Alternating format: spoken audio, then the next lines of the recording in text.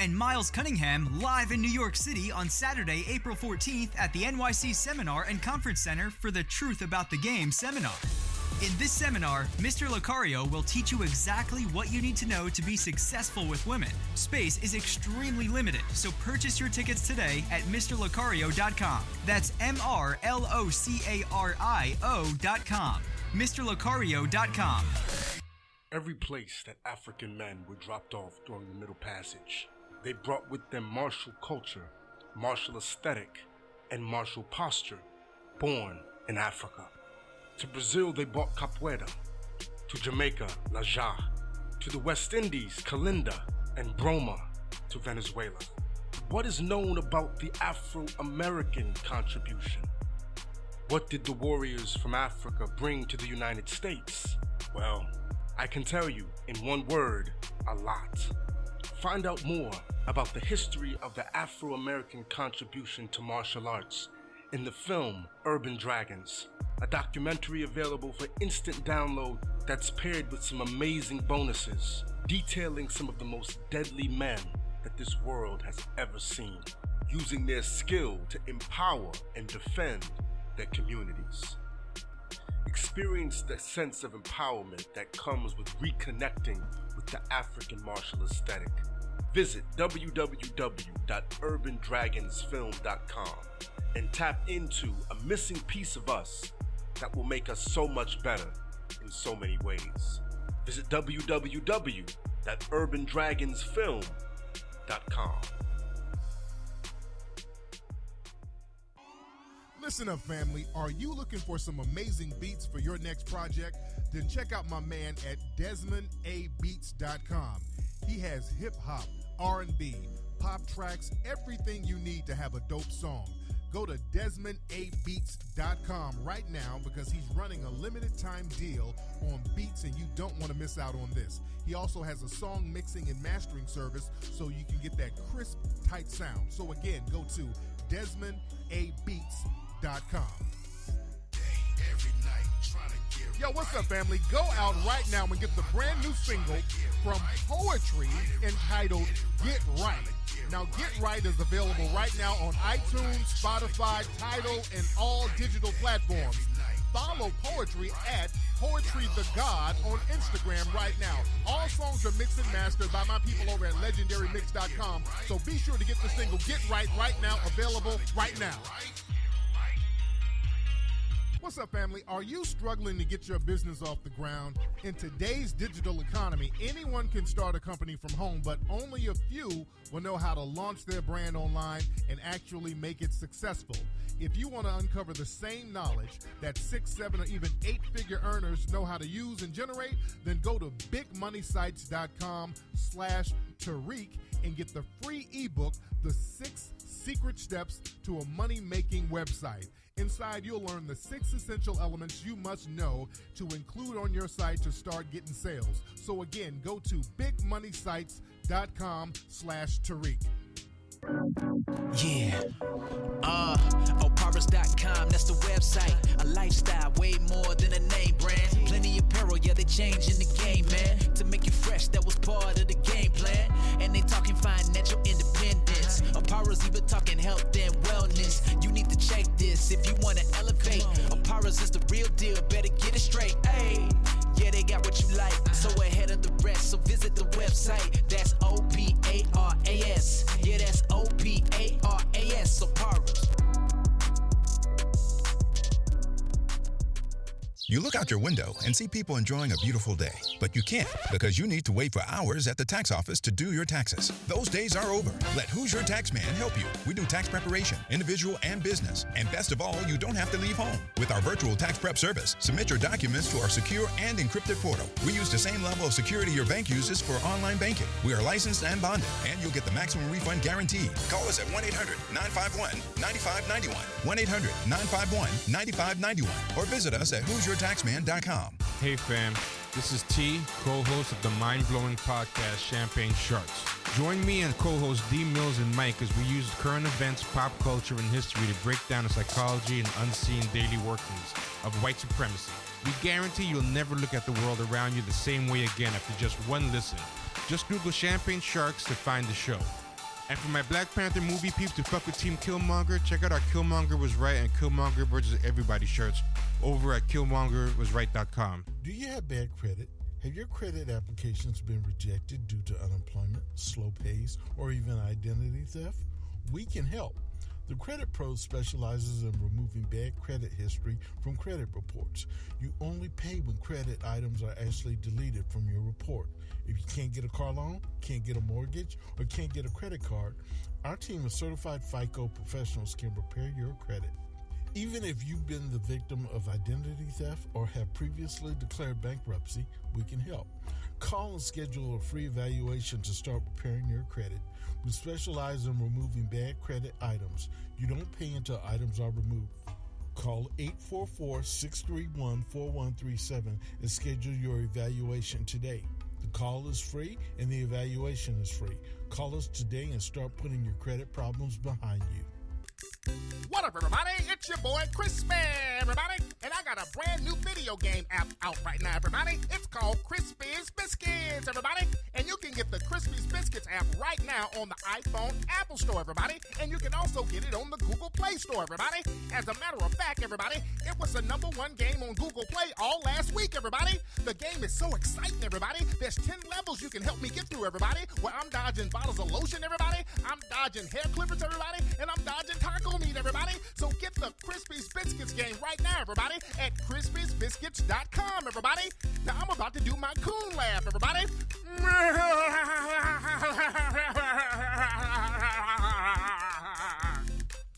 The most intense new video game app has now arrived. A medieval kingdom has been plagued with chaos and disorder. An evil force has dominated the land. And now it is up to the bravest knights to fight back the demonic forces and bring justice to the kingdom of the Moors. Play the newest, most exciting battle fight game app ever, Moorish Kingdom. Available at moorishkingdom.com. You're now tuning into the King of Game, Tariq Elite, on Tariq Elite Radio. Yo, we're back. Welcome back, ladies and gentlemen, to Tariq Radio. I am your gracious host, Tariq Nasheed. Glad to have all the lovely people tuning in this wonderful evening. I hope you guys have your 1804 DVDs from 1804movie.com, The Hidden History of Haiti. Very good film. If you have not seen it, a lot of people love the film 1804. Real good game in that movie. Also, HiddenColorsFilm.com to get Hidden Colors 1, 2, 3, and 4. Ladies and gentlemen, I know all you got your Hidden Colors DVD, so I shouldn't even have to ask. Shout out to everybody for bumping my group single, Mink Slide. That's my group. We put a video out for our single, It's Time. People love the video. Even my haters had to give it up. I've had some of my haters hit me up and say, hey, man, I wanted to hate on you, but that shit is hot. You can't deny the funk and the hotness of the single, It's Time. And everybody listening, I want you to go to iTunes tomorrow and get the pre-order. You can pre-order the single on iTunes tomorrow. I want everybody listening. It's only $1. So all my listeners, all the thousands and thousands of you, y'all put that $1 up on iTunes and pre-order the single It's Time tomorrow. The official release is going to be March 20th, but it goes on pre-sale tomorrow on iTunes. So I want all my people to get that, because we're going to have to start taking control of our music. And this is what we're going to talk about on today's show. And also, family, don't forget the ISM Radio reality travel show. That's still happening. We got the Indiegogo page for that. So go to Indiegogo, type in ISM Radio, and be a part of the ISM Radio reality travel show with me and my lovely co-host, Ms. Bree and Ms. Layla. We're going to be traveling around the country showcasing black businesses, ladies and gentlemen. But today's show, I want to talk about the concept of culture vultures. My man Dame Dash, shout out to Dame Dash and shout out to Kenyatta. They got a book out right now called Culture Vultures. I want you guys to go to Amazon and get that. I know I'm plugging a lot of stuff here, but this is a lot of information we need. But Dame and Kenyatta, they got a book called Culture Vultures, and they're talking about people who leech off cultures that we create. And this is something that we're going to have to put a clamp down on, family. We've gotten soft as far as people coming in, leeching off of us, capitalizing off of us, and not only leeching and capitalizing off of us, disrespecting us in the process. This is something that we as a culture, as a community, we're going to have to start shutting down. We're going to have to start checking people on this bullshit. There's this rapper that I just heard of recently, Lil Xan. And shout out to everybody hitting that super chat in the YouTube chat room, by the way. But there's this white rapper named Lil Xan. I never heard of him, but apparently he has an audience. And I'm thinking, and Xan is spelled X-A-N. I'm thinking it's short for Little Xanax. And that's another thing. On a side note, you notice you got a lot of these white rappers that's popping up, these white little druggies. Their whole thing is, popping pills and that type of thing. And we've kind of let that seep into the culture like it's cool. Let me holler at black folks as far as that. Whatever those in the dominant society do, we start latching on to it. If you look at hip-hop in the 80s, it cleaned itself up a little bit as far as co-signing drug use, because in the 70s, when hip-hop first got started, a lot of them were co-signing the drug game, drug use, because it was a trendy upscale thing in New York to do. If you look at a lot of the early rappers, they had names like, one of the first MCs is Coke LaRock. That was my man Kool Herc's MC. And that was a reference to cocaine. Even Curtis Blow, his name was a reference to cocaine. A lot of rappers and DJs had the name Ski, Kool Rock Ski, Star Ski, Love Buck. Ski was a hip hop term for snow, which was cocaine. That's what they called cocaine, snow. And a lot of people back then, because the dominant society made cocaine use seem cool and hip, especially in New York in the 70s. We're talking about that Studio 54 era where you were seen, you looked high class if you were, snorting cocaine. So that was kind of the thing to do and the thing to rap about. They would rap about it in freestyles. But in the 80s kind of cleaned that up a little bit. In the 80s, the hip-hop game became very anti-drug. If you listen to a lot of records from the 1980s, Self-Destruction, and others, Crack Killed Applejack, for those who remember that. That's an old one. It's kind of a corny one, but it was a song called Crack Killed Applejack. Real corny, but y'all Google that one. So there was a few anti-rap songs. I think Kool Moe Dee had an anti-rap song. Anti-drug song. I'm sorry. An anti-drug song. Ice-T had anti-drug songs. Somebody in the chat room said they thought Curtis Blow was his real name. No, his name is not Curtis Blow. That's not his real name. But the crack game, people talked down on that in the 80s. As far as sales and use, the hip hop kind of took responsibility on its own and spoke out against the drug game. Now, in the 90s, people embraced being drug dealers. In the 90s, that's when the drug dealer became deified in the hip hop game. That's in the 90s. A lot of cats were rapping about trapping and all this stuff. Now in the 2000s, up until now, the game has deteriorated to the point where people are just rapping about being little dirty, strung out addicts. That's the shit to rap about, being little drug addicts now. That shit is mad corny. Niggas are rapping about being little high drug addicts, popping this and Percocet this, and niggas are rapping about being little not even classy drug addicts. I can understand in the 70s, it's like, hey, I get some cocaine, go to Studio 54, I get cocaine, everybody, you know. That was, you know, you're trying to be fly. You know, you're trying to be fly, but now it's not even fly. Like, look, I'm drinking some lean out of a paper cup, and I'm popping some Percocet. You know, that shit is dusty. But you got a lot of these little dusty little white rappers doing it, so we think it's cool, and we embrace that. So we got these little vultures that have infiltrated the game that we've allowed to. Now, this little Zan dude, people were getting on him on Twitter because he said something disrespectful about Tupac. He was like, somebody asked him a question about Tupac, and he said that Tupac was boring.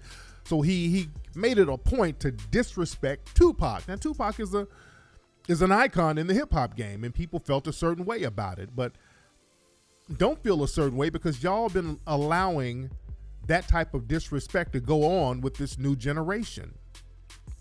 Because what he's doing, and that's not new. That's nothing new for these culture vultures from other cultures to come in and disrespect Black society and things that we've created. They've always done that, especially in the hip hop game. These white rappers, they've always tried to disrespect. The only difference is, family, is our reaction to them. See, now the reaction to these little disrespectful bastards, too many of this generation, y'all give them a pass, which enables them to do that even more. See, they would try to do that sucker shit back in the day, and they got checked very hard. I talked about this recently. People like MC Search, he tried to get real comfortable and disrespectful, and it got to the point where he couldn't come out to LA and be safe. You understand? Vanilla Ice tried to get a little fly, and we all heard the story about him getting hung out of a window, and his pockets got padded. That's always been a part of the game. You check these little disrespectful vultures and let them know what the real deal is.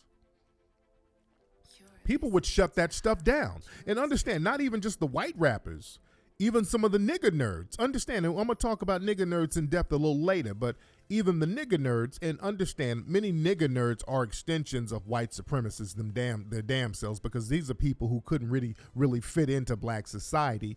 They really have no respect for the culture themselves, but they want to capitalize off of it. So they show disrespect. We got to watch these nigger nerds. These nigger nerds are coon by default. You understand? A lot of these little nigger nerds are coons by default. They have no respect for the culture. But back in the day, before the internet, see, the thing is, you couldn't hide on the internet back in the day. If you wanted to make your presence known, you had to show up physically somewhere. And that goes back to a story, PM Dawn. If you're old enough to remember, there's a group called PM Dawn. There was a group. Now, from what I understand, the lead rapper of the group died. His name was Prince B, and God rest the dead. I don't mean to disrespect anybody who has died, but there's an infamous story. And, you know, KRS-One, that's my dude. He gave me a whole bunch of other details of the story. And this is a story that was very popular in hip-hop folklore, where PM Dawn, they were this herbal tea type of group. They had flowers, and they were on some hippie shit. It was real, you know, it was for a crossover audience. It was these two black dudes. One was a big fat dude, and I think it was his brother, whatever, who was the DJ. And they were on some herbal tea hippie shit. They would come on stage with flowers and butterflies and shit. It was real corny, but they had a hit single because they sampled a track by a group called Spandau Ballet. The song was True, and it was a catchy little pop tune. And they had a little hit on their hands, an international hit, and they started to feel themselves. because they had an international rap hit, and they did an interview, and they made the mistake of dissing KRS-One. They thought, okay, shit, we can talk slick about Chris and KRS-One and Boogie Down Productions. They said something like, he's supposed to be a teacher, but what is he teaching? Some real slick shit. And they thought, hell, we nigger nerds, so we get a pass because we're nigger nerds. And see, that's the mistake that a lot of nigger nerds make. Well, that's the mistake they made back then. Nigger nerds said, okay, well, I'm a nigger nerd, so I ain't street, so I can say whatever without any repercussions. You understand?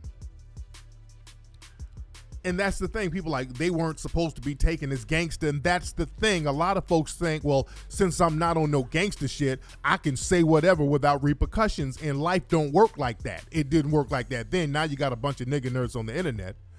But the thing is, they made that little slick comment, and wasn't no internet back then to hide behind. So when a magazine came out and you said something slick, you couldn't hide nowhere. So the thing is, they went and did a show in New York, and KRS-One and some cats from the Bronx went up in there. When them dudes, they were live on stage performing. KRS-One went all up in there while they're live on stage and literally threw dude off the stage. I don't mean said, hey, go get off the stage. I mean, they physically picked this motherfucker up and threw him off the stage and then whooped the DJ's ass, took the mic, and then started performing their own shit. The most gangsterish shit ever. This was before camera phones and all that old bullshit, but gangster shit. And that's just what it was. It wasn't no, hey, we're going to go tell on you. No, that's just what it was. If there was footage of that, it'd be worth $1 million right now. There's no footage of that, but they literally picked this motherfucker up and threw him off the stage and then whooped the DJ's ass. You dig? Some of y'all old enough to remember that story about them, but that's what it was back then. You couldn't say nothing greasy about somebody and then walk around like it was cool. That's why you watch what you said. You had to be careful about your words.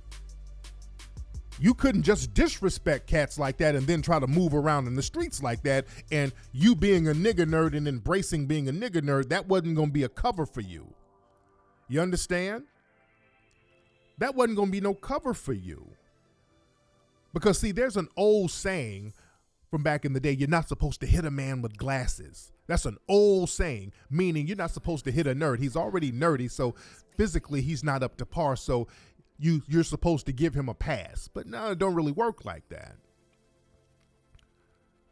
You better be able to back up some of the shit that you say. That's just life.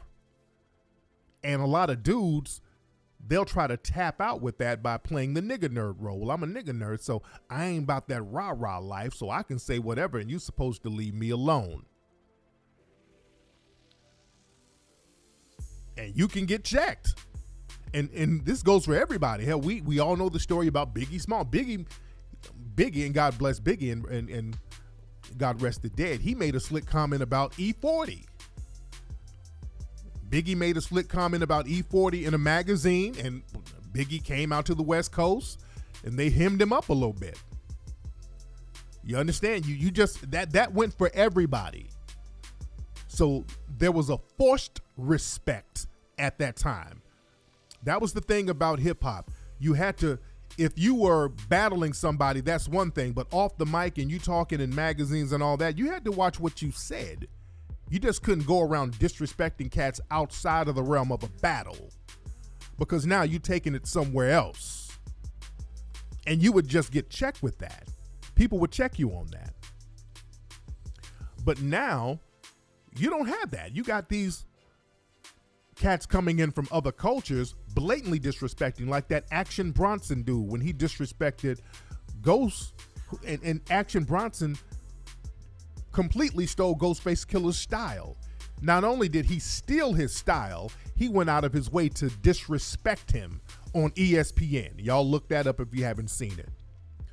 That's why I don't fuck with Action Bronson. I don't give a fuck about his records, nothing. And Action Bronson tried to move out there and walk around in the streets, and it was an old head who checked him and made him get the fuck up off the block. Papa Wu.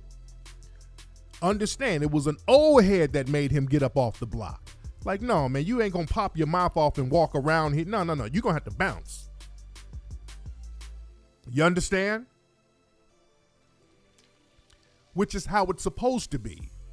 You're supposed to G-check folks who come in and disrespect the culture, because understand, a black artist who's in a certain genre that's not typical for a black artist, they can't go in there disrespecting the people. For example, there's a black country singer, Charlie Pride. He's one of the few black country singers. Charlie Pride better not disrespect any white artist for no reason, under no circumstances. He better not even fix his mouth. They'd lynch that nigga. Like black rock artists, they can't go and disrespect Elvis under no circumstances. White people will go off on them. Even black female vocalists, no matter who you are, you can't, as a black female vocalist, you can't say nothing greasy about somebody like Barbra Streisand. No matter how you felt about her, you can't say nothing greasy about her, because they would check you on that shit. They hold their icons near and dear. You can't even fix your mouth to say nothing slick about somebody in their culture at all. Elvis was a vulture his damn self. Elvis wasn't all that. Elvis bit every black artist in the 1950s. He bit everybody's shit. You understand? But we got to understand the game. A lot of these nigga nerds out here, like I said, are extensions of white supremacy. And we have to look at how nigga nerds and white supremacist infiltrators come into different cultures that they're not typically really a part of. A lot of these dudes are, I'm talking about the nigga nerds, because a lot of these nigga nerds aren't really about the culture. They try to sit on the sideline and try to critique the culture, and that's another thing. And throw a little salt here, throw a little salt there. And that brings me to something that happened on ISM Radio the other day. Now, on ISM Radio the other day, I had my brother Nipsey Hussle on the show. Shout out to Nipsey Hussle. Great interview. My man came through with his queen, Lauren London. Shout out to Lauren London. Lovely, lovely couple. Loved them to life.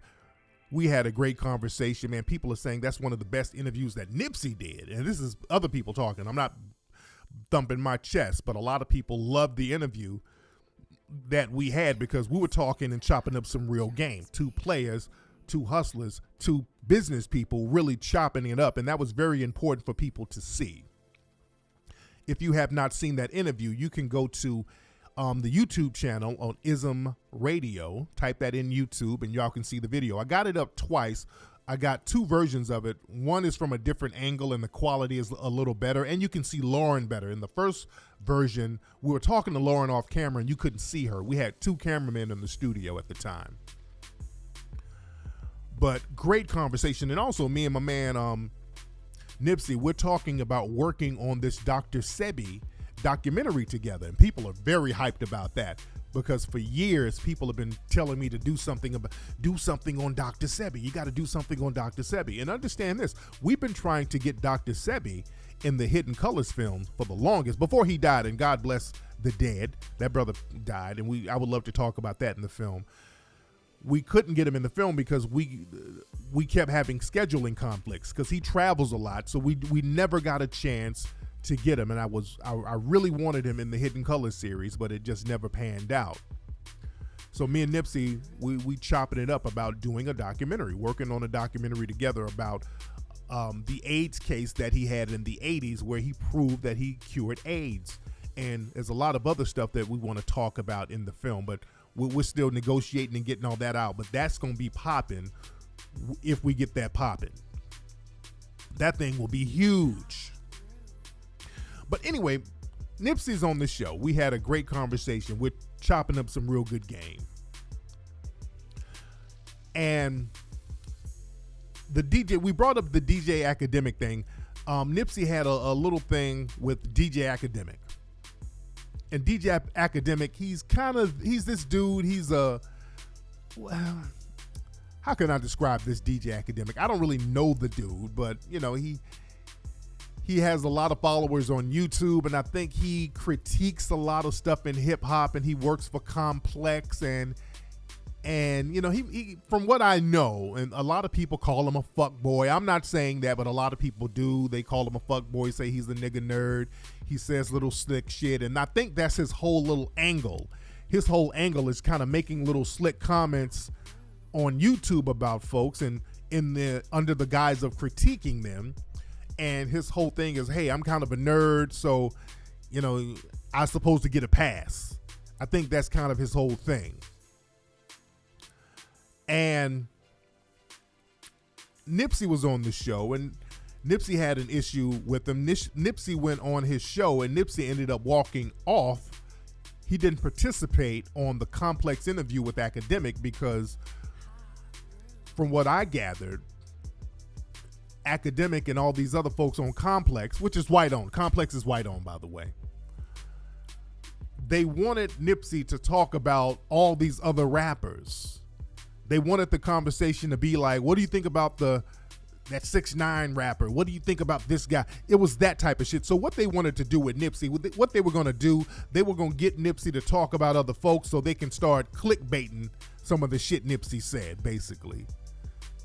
They'll get Nipsey to talk about that rapper 6ix9ine, and then the headline will be Nipsey Hussle diss 6ix9ine. That's what they were trying to do. And Nipsey saw that and played past that bullshit. He saw it for what it was, and he like, nah, I don't really want to do all that shit. That's not my thing. I want to talk about me, my product, and the Complex people, from what I understand, they wanted him to be on some gossip bullshit, and he's like, nah, I'm cool, and he bounced. That's real G shit right there. That's real G shit right there. Because you don't want niggas to kind of use you for clickbait. That's exactly what they were going to try to do. So the DJ Academic guy, he made a response video, and Nipsey was on my show, and he was talking about dudes who disrespect, the culture. They need their ass whooped. And he was talking hypothetically. We were talking about Academic, but then we started talking about things in a hypothetical sense. Back in the day, if you had little dudes like that instigating sucker shit, people would step to them. They would get their ass whooped.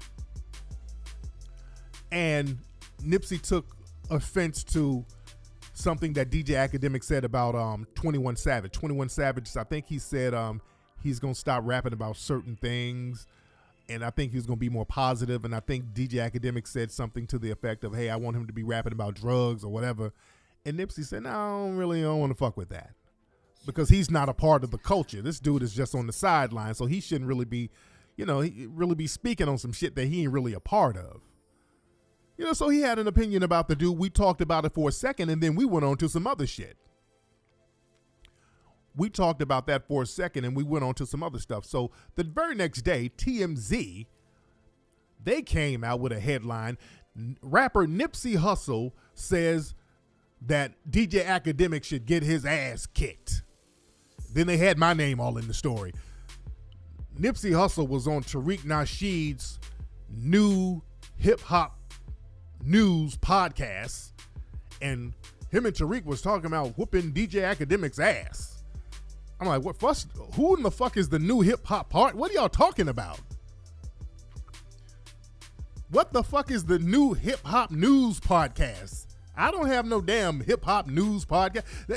Understand, that's not a mistake. I think somebody put a tag on the video. A lot of people get a video and then put a tag on it or put their own little hashtag, new hip hop news or whatever. But any research would show I don't have a fucking podcast called the new hip hop news. That was their way of tying my name into hip hop. Hip hop is, to them, is nigga shit, basically. Hip hop, if they love tying people's name with the word hip hop, if they associate your name with the word hip hop, that means nigga shit. They do that for people like Chris Brown. Hip hop artist Chris Brown was just arrested. Hip hop artist Ray J Ray J is not a hip-hop artist, nor is Chris Brown. They even said that about Suge. Hip-hop artist Suge Knight. TMZ, they're very good for that little sucker shit. So I guess they got one of the nigga nerds over at TMZ to write this bullshit-ass article. And understand, all the stuff we talked about with Nipsey Hussle on the show, we were talking about business. We were talking about venture capitalism. We were talking about investments. We were talking about real estate incubators. We were talking about tech. We were talking about Bitcoin. We were talking about all types of business. And that's the shit that they want to get. That's the headline. Out of all that, we talked for an hour about all types of business ventures, giving folks advice on negotiating contracts. My man was chopping it up heavy. And what they got is DJ Academics. Nipsey said he should get his ass whooped.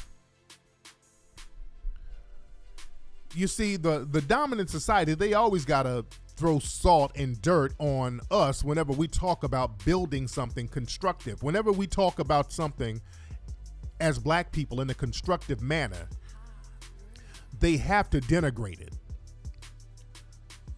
They have to throw dirt on it, or they have to start straight up targeting you. And that reminds me of something real quick on a side note. There was another, and I remember last week I was on I want to say Ustream, but it's not Ustream. It's right here on YouTube, on my live show on YouTube. I was talking about how it's very interesting. So many influential black people, like black politicians, black lawyers, black public figures, end up getting these damn brain aneurysms and dying. Right after I talked about that, this week, another black politician over in Houston, he died from a brain aneurysm. And this brother was very active in the community over there. I can't think of his name right now. I want to say Kenny something. I can't think of the brother's name. There's another very well-respected grassroots brother doing a lot of good stuff in the community down there in Texas. They found him at home dead with that quote-unquote brain aneurysm thing. I really want to research that brain aneurysm thing. That's not a coincidence. Black folks just falling off because of these damn brain aneurysms. You dig? But like I was talking about my man Nipsey Hussle and the academics dude. The DJ Academic, from what I understand, because I listened to the dude talk and I can hear an accent. I found out he's Jamaican. And I told y'all about a lot of these Caribbean cats. A lot of these cats who come from these Caribbean families, they come over here and they join Team White Supremacy against our ass. I ain't talking about all of them. I'm not talking about all of them, but I told y'all, I keep warning y'all, you look at certain black quote-unquote people who are propped up by the media. You look at all these gossip sites. Most of them are ran by Caribbean or African immigrants who have zero camaraderie with black American society. This is why they have no problem denigrating it and promoting bullshit. They have no problem doing that. You understand? So this DJ Academic dude, I guess he said, look, shit, I'm kind of a nigga nerd, so I should be able to say what the hell I want to say, and nobody should do anything to me. And I'm not saying that anybody should do anything to the brother. I ain't saying that, and Nipsey didn't say that either.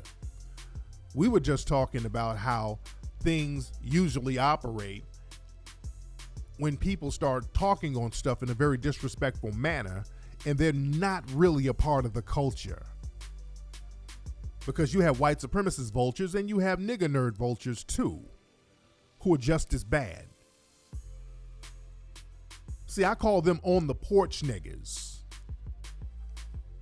Because back in the day, and I talked about this before the internet, if you were a nigger nerd, you had to put yourself in protective custody around your mom.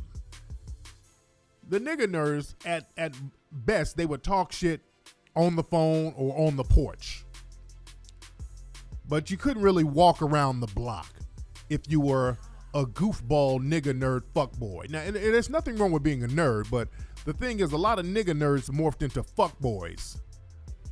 And you couldn't move and operate as a fuckboy, because nothing wrong with a nerd. So just because you're a nerd, you know, that definition, it goes all over the place. A lot of people usually assume that a nerd is smart, and there's a lot of dumbass nerds out here who can't put two and two together. But the thing is, back in the day, if you wanted to be on some nigga nerd fuckboy shit, you had to talk greasy from the porch. And a lot of these dudes, you were enabled by your mothers. You understand? A lot of the nigga nerds, they had mothers who enabled that, because see, back in the day, you had two types of mothers. You had the kind of mother that told her son, hey, baby, they better not mess with you. You come on in the house with me, baby. Those boys out there picking on you, you just stay here next to me. I'm going to drive you to school and walk you to the front door so they won't bother you. You stay in the house. Don't you go out there. You stay right here with me. You had that type of mother, and that enabled many nigga nerds. And you had the other type of mother who said, hey, if those boys are picking with you, get your ass out there in the street and you handle that. If them boys are out there bothering you, you getting bullied, you go face them like a fucking man. That's what my mom told me. You understand? I had that kind of mother and grandma. If they bullying you, you get out there and you start whooping ass. Don't run up in this house from them niggas in the streets. I had that kind of mom, right? You couldn't run from niggas out there in the streets hiding up under your mama. No, not my fucking mom, and a lot of other moms and dads, and simp ass dads who enable these bitch niggas too. You understand? But that wasn't an option for me, running from no nigga. If they found out you ran from niggas, no, they gave you an option. You run from him, you're going to get an ass whooping up in this house. You're going to get 2 ass whoopings. Don't run up in here running from niggas your age. Hell, even if it's 5 of them. Take on all 5. Get a stick and start whipping all their ass, or catch them one by one. I saw that on World Star. This brother got jumped. That was on World Star this week. It was his brother who got jumped. I forgot what city he was in, and then he took a video camera and went to every dude who jumped him one by one and caught a fade with him. That's how you do. That's how you get down.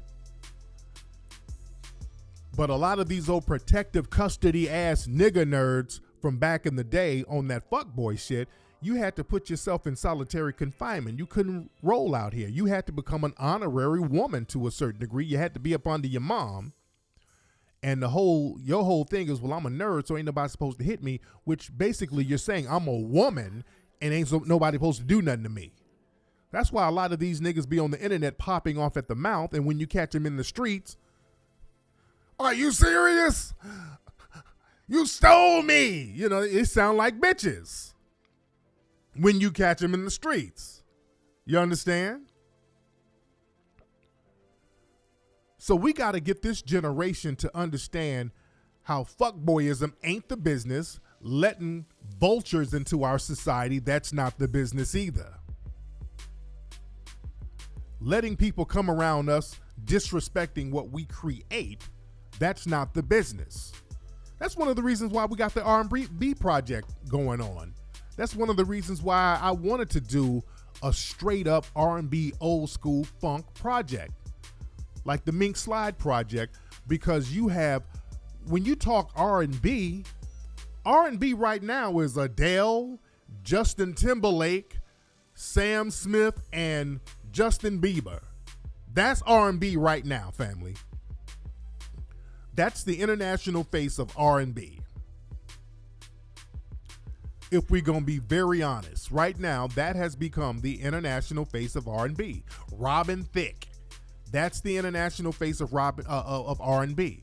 Because what they do a version of the old school 80s and 90s style R&B. While we up here, a lot of black artists are mumble singing. They ain't even singing. A lot of niggas are mumble singing. You understand? And Bruno Mars, and I like Bruno Mars. Bruno Mars is really the only true one doing it that I can give a pass to because he has Negroid in him. So I give him a pass on that.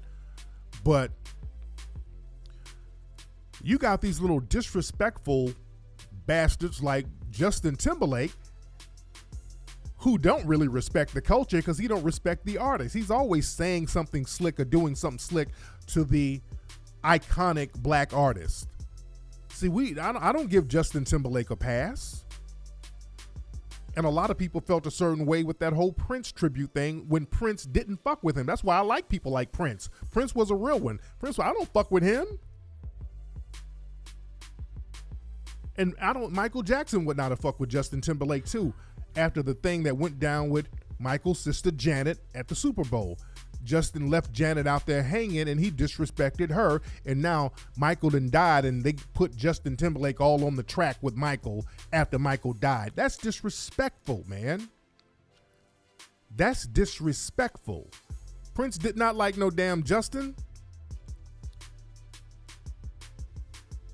And don't let me get on Justin Bieber with his little old racist white supremacist ass.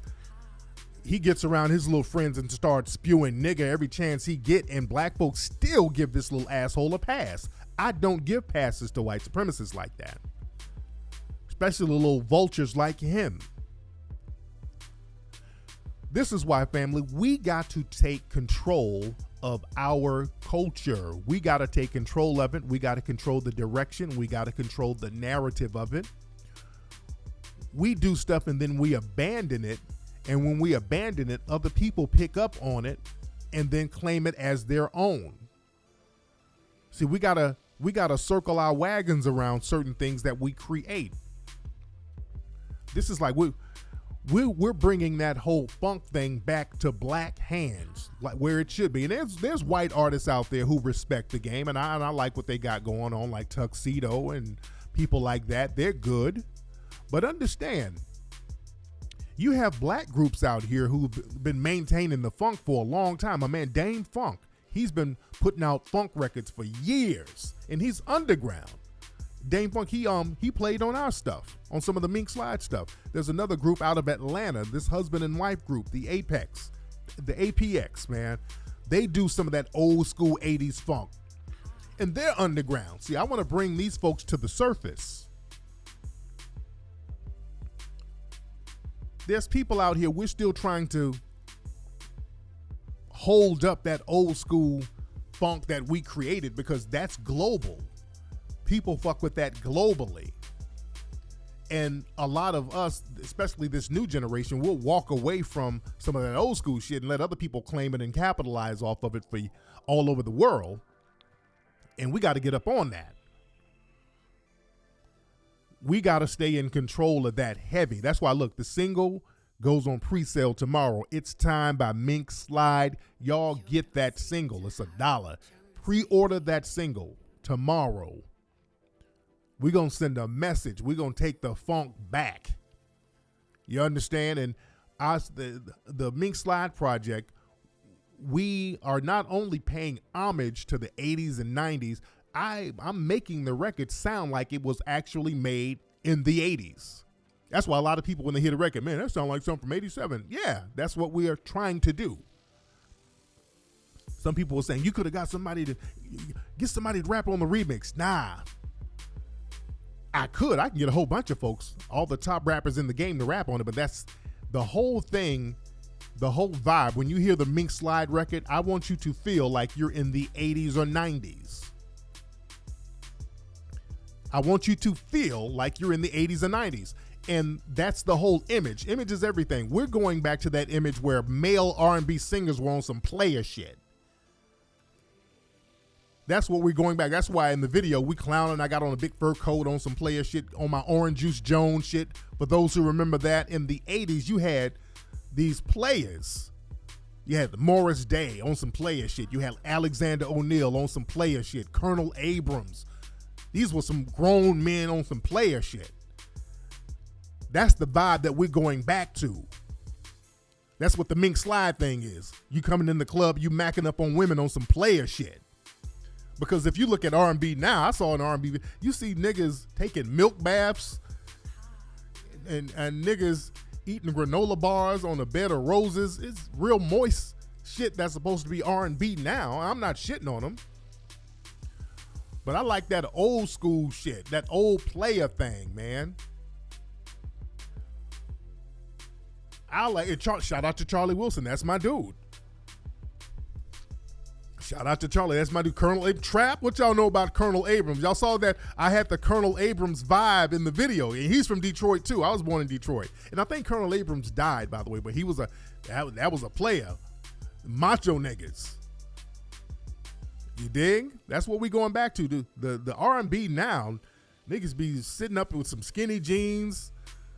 In the video, they be in an hourglass with sand getting all in their chest hair. It be all types of moist fucking shit in videos now. Niggas be rubbing themselves in video. What the? No, man, we going back to some old school player shit.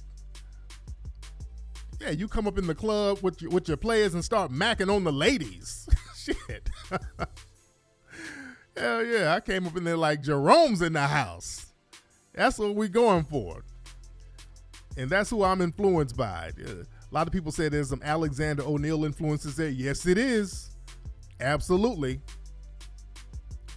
But man, I shout out to everybody who fuck with that mink slide video. And again, go to YouTube if you're listening. Go to YouTube, type in mink slide. It's time. That's our music video. We had a blast doing the video. We're going to do another video for another single off the album in a couple of weeks. The name of the album is Egyptian Musk. That's the name of the album. We're working on the Egyptian Musk album. You got to be old school to even know what Egyptian Musk is, by the way. That's how 80s and 90s we're going. Everything about it is going to be on some 80s, 90s shit. And we're going to do another video out here in LA pretty soon. But anyway, man, let me get up out of here, family. I'm doing the vegan thing. Me and my lovely queen, we're doing the vegan thing. Yes, nigga, the album is called Egyptian Musk.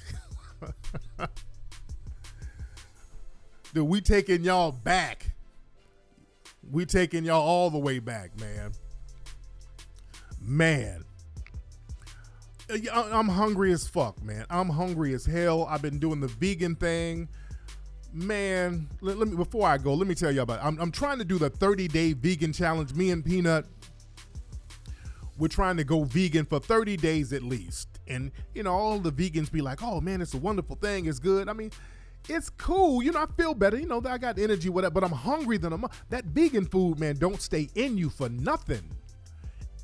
And the thing is, I'm on the go a lot, so you don't have a chance to grab nothing quick. That's the thing. You got to go to a vegan restaurant, and you got see that's my issue. And I'm hungry than a motherfucker because I'm running around and there's no vegan Burger King or whatever.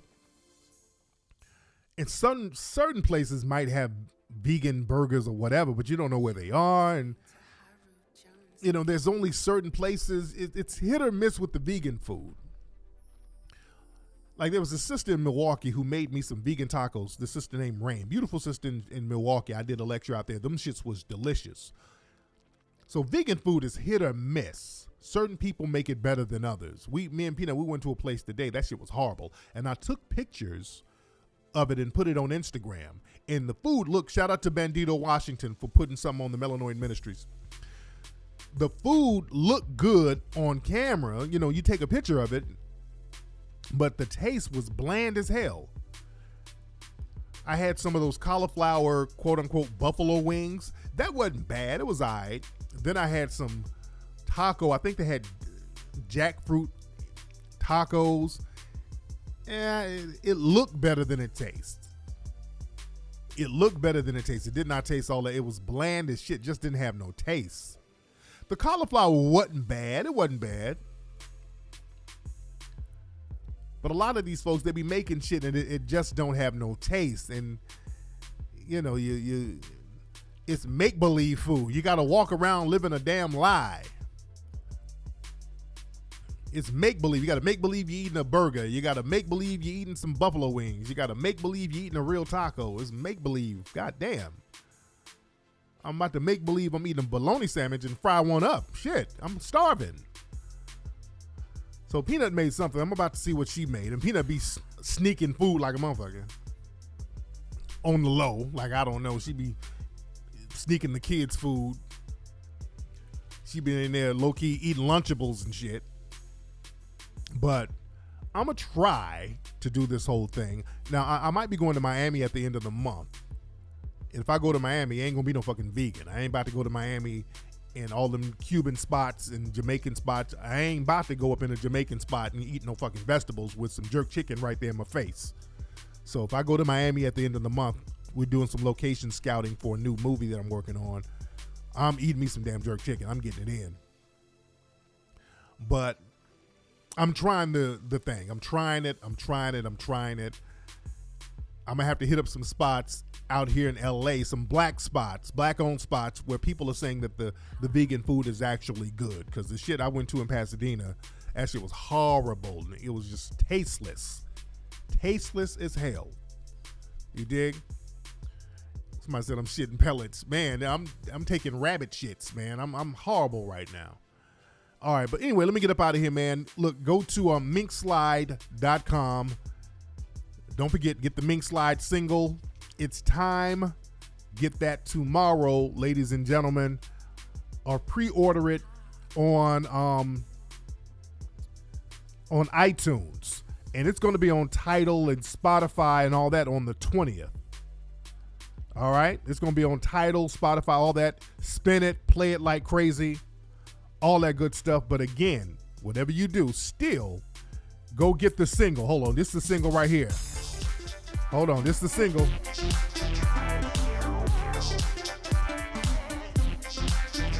For those who haven't seen it or heard it. All right. For those who haven't heard it, this is it. That's it. All right. That's Mink Slide. It's time. Banging. All right. I'm going to holler at you guys, man. Y'all be good.